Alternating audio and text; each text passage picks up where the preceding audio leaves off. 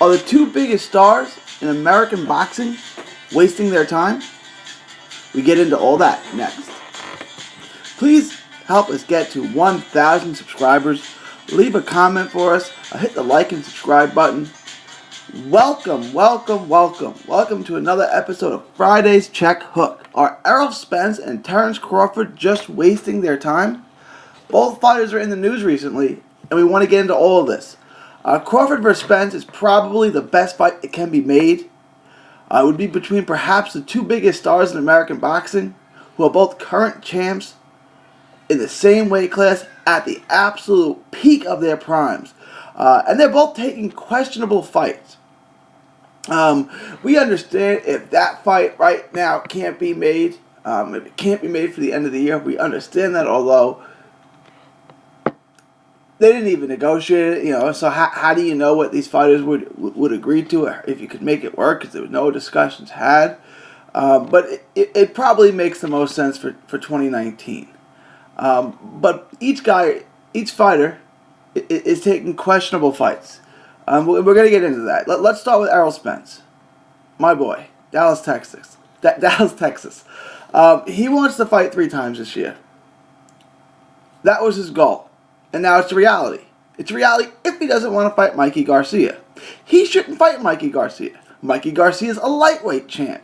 He should fight a welterweight, namely Yordenis Ugas. It would fill a commitment. Ugas has earned a title shot, and then he would be free to do whatever he wanted. Crawford, Porter, Garcia winner, Pacquiao, whatever he wanted to do moving forward, this would free him up to do that. He'd have no more commitments in the foreseeable future.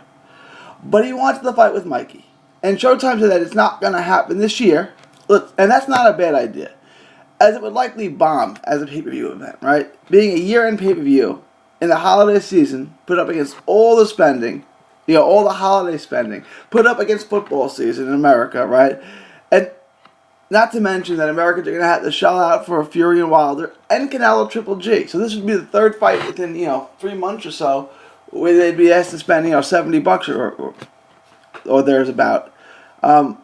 So pushing it back to, say, February of 2019 is the smarter business move. It is.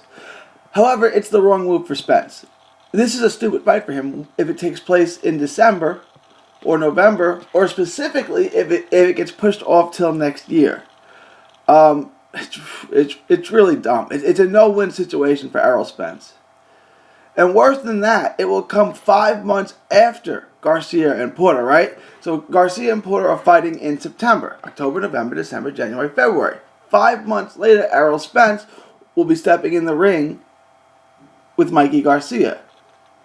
Meaning a unification fight with the winner will have to be put on hold, making this fight a double loser, right? So you're going to get a fight we don't want. In a welterweight champ against the lightweight. Right? A fight that makes no sense, that no one's calling for.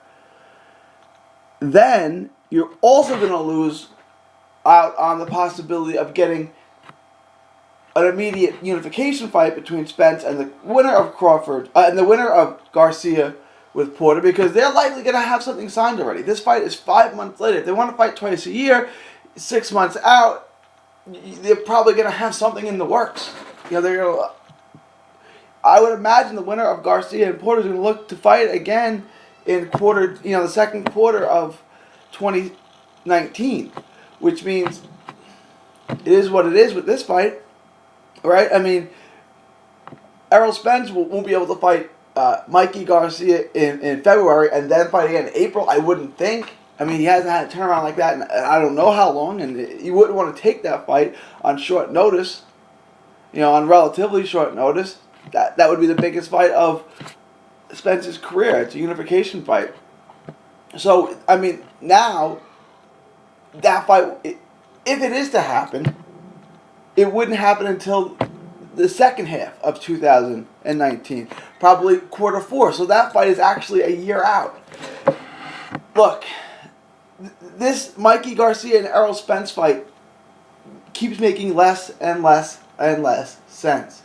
I don't know how it would do at the pay-per-view box. I'm thinking between 150, maybe 200,000 pay-per-view buys, which isn't great. It's not a disaster, but it's not really that good. You know, they want 250. I don't see this getting to that. I could be wrong, however. It just makes no sense, and now the time frame makes it even worse. You know, if he was gonna take the fight in November, early December, okay, he could meet up with the winner of Porter, and Garcia in say April or May of 2019. Now he can't. I mean, now if he fights this fight against Mikey in February, March, April, May, June, the quickest he'll realistically be back is July. You know, that would be a 10-month layoff for Porter and the Porter Garcia winner. I don't think they're waiting around for that. This division is loaded right now. If Keith comes back or whoever, I mean, they're gonna look to fight again. So this keeps getting worse and worse for Errol Spence. It's just, you know, there's no reason to make this fight, and now there's a really good reason not to make it because it's gonna screw up your future plans. Moving on, Terrance Crawford. His fight is all but official with Jose Benavidez. Really? Of all the top 147 pounders out there, with all the talent in the division, Jose Benavidez? Really? Okay. Who's he beating? Jose Benavidez. Wow. I get it. He's unbeaten, but who has he beaten? What name would you give me that Jose Benavidez has beaten that would get him a shot at the number one pound for pound best fighter in the world? Because that's what Terrance Crawford is. I mean, this is absurd and ridiculous. The best win on Benavidez' record that I know of is Mauricio Herrera. Seriously? Beating Mauricio Herrera 4 years ago, mind you. Gets you a shot against the pound for pound number one fighter in the entire world? If you guys don't see how this is ridiculous, look at it this way. Consider if Floyd Mayweather or Manny Pacquiao would have taken this fight when they were pound for pound the best fighters in the world. Like, you go back 2010, when both guys, 2012, they're going to fight Jose Benavidez. Or if Oscar De La Hoya would have did this in the late 90s, early 2000s. You guys, I mean, the haters would be going nuts saying, "What, are you kidding me?" And I'm a Crawford, but this is the level that Crawford's at, right? I'm a huge Crawford fan, and I thought he fought everyone at 40. First fight, no tune-up, went in, fought Jeff Horn at 47. And you guys can say what you want about Jeff Horn, but Jeff Horn has he had a claim. He beat Pacquiao, right? And I thought Horn would give Crawford, not that I thought he'd win or even win rounds, but I thought Crawford would make Horn would make Crawford work, and he didn't, but Crawford is not a guy who looks for easy fights, that's for sure. So this is all on Bob Arum. Bob Arum, we all know, loves to keep the money in the Bob Arum circle, which is dumb, because his circle is empty. He has no good welterweights in his circle, right? Bud needs to get out of this top-ranked deal. I don't know how he does that, but this is a waste of his time. A complete waste of his time. There are so many names at 47 to build a legacy on. Crawford has the potential to be an all-time great, a legendary fighter. I mean, this guy is damn near a perfect fighter. He really is. I mean, there's nothing I don't like about Terrance Crawford. He has the potential and the skills to be one of the all-time great fighters of this or any era. But fighting guys in the top-ranked circle that will do nothing for you, does no good for anyone. I mean, what will fighting Jose Benavidez do for you? Like, I mean, Floyd got critiqued for fighting guys like Guerrero and Berto. Well, they both had wins. Like Guerrero for fighting Victor Ortiz when he did. But Victor Ortiz had just beaten Berto. Had a strap. Robert Guerrero won multiple divisions. He had just put together two really impressive wins. I mean, two really good wins. I mean, Jose Benavidez doesn't have anything like that. His best win was against a C-level guy 4 years ago. Wow. This is incomprehensible. I mean, Not to mention he's obviously going to get blown out. I mean, but most people would get blown out by Terrance Crawford. It doesn't make you a bad fighter because you got blown out by the best fighter in the world in the prime of his career. But he's done nothing to earn this fight. Really. It's utterly ridiculous.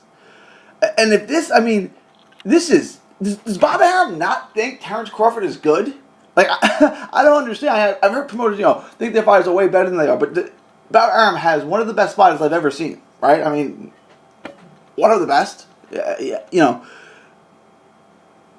he's putting him in the ring with Jose Benavidez? I mean, what did he think he needs an easy defense? Like, because if you put him in the ring with a real fighter, he'd lose?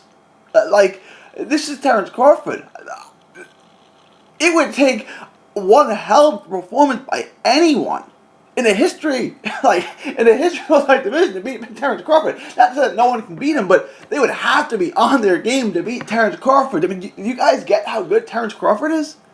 Like, he's the best fighter in the world. Clearly. And Jose Benavidez. I mean, just consider this. If Manny Pacquiao or Floyd Mayweather was fighting a guy like Jose Benavidez who had no quality wins on his resume,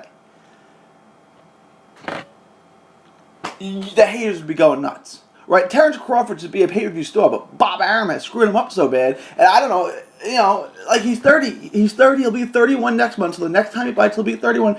And that's not old yet, but, you can't be wasting time when you're 30, 31 years old. You're going to lose your prime youth and you're never going to get him back. And Jose Benavidez, I promise you, does nothing for your legacy. No disrespect to Jose Benavidez, but you got to beat somebody. Right? You can't say, I beat Mauricio Herrera 4 years ago. Oh, so now I get to fight the best fighter in the entire world. Let me know what you guys think. This fight, to me, look, I understand if Crawford and Spence can't be made and if we need to push this off. But let's get real with this. I mean, Spence is going to outgrow 47 sooner or later. Crawford needs to start making money. I mean, he's already in the second half of his career. He's going to be 31 next month. Errol Spence fighting a lightweight is stupid. Terrance Crawford fighting Jose Benavidez doesn't. I mean, that's the height of absurdity. How did that guy get a chance to fight the number one pound for pound fighter in the world? With all the talent at 47, I mean, this is not what fight fans deserve. Let me know what you think. Leave your thoughts, comments below. Are you okay with these fights? Am I making a mountain out of a molehill? Am I blowing this thing out of proportion? Because I truly think that Spence and Crawford are the two best fighters right now in American boxing. They have the potential to be the two biggest stars. They're in their absolute prime, and this is what we're getting. Nah, something's got to change. Something's got to change. Thoughts, comments below. For Friday's Check Hook, this is 3D Boxing, signing off saying thank you and God bless. Enjoy 3D Boxing vlog videos? Show us some love by clicking the like button. Don't miss a tweet, post, story, or video. 3dboxingvlog.com is also on Facebook, Twitter, and Instagram. Hit the subscribe button now to stay inside the ring.